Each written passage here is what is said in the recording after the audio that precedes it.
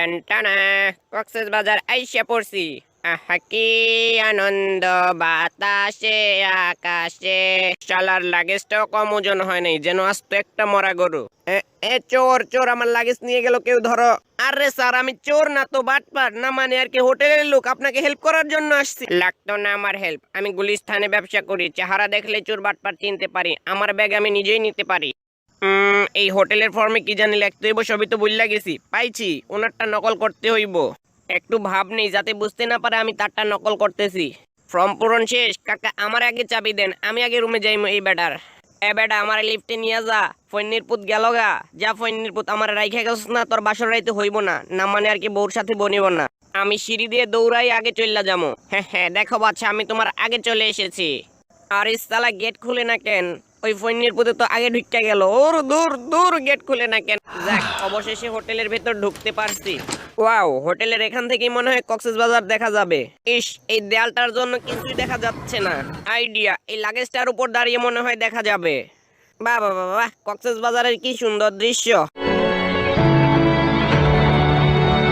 Hotel ভাড়া কিছুটা বাড়াই দিতে হইবে এর জন্য। ওরে সালা, বিছানাটা তো ভালো নরম আছে। কক্সবাজার পরে, আগে বিছানাটার সাথে একটু মজা নেওয়া যাক।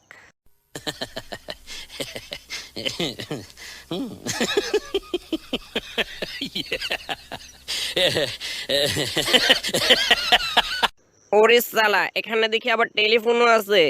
যাক, কক্সবাজার ঘুরি আর না ঘুরি, এখান থেকে এটা দিয়ে গার্লফ্রেন্ডের সাথে আনলিমিটেড কিস্তি দেওয়া যাবে, ফ্রিতে ফ্রিতে মন মতো। অনেক রাত হয়েছে, ঘুমানোর আগে আমার কুত্তার বাচ্চাটারে ঘুম পাড়ায় নেই। হায় হায়, এটা কি হলো?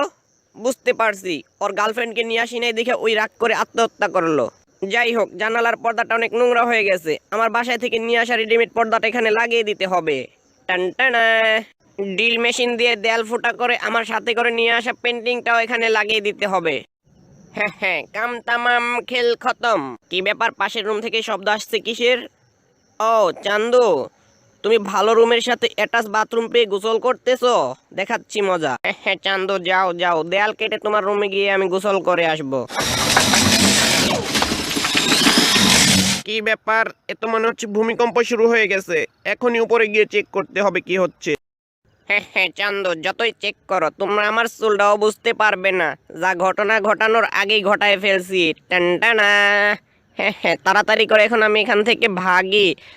আপনাদের সাথে আবার দেখা হবে পরের কোনো অন্য এপিসোডে। ততক্ষণ পর্যন্ত আমাদের সাথেই থাকুন। Bye bye.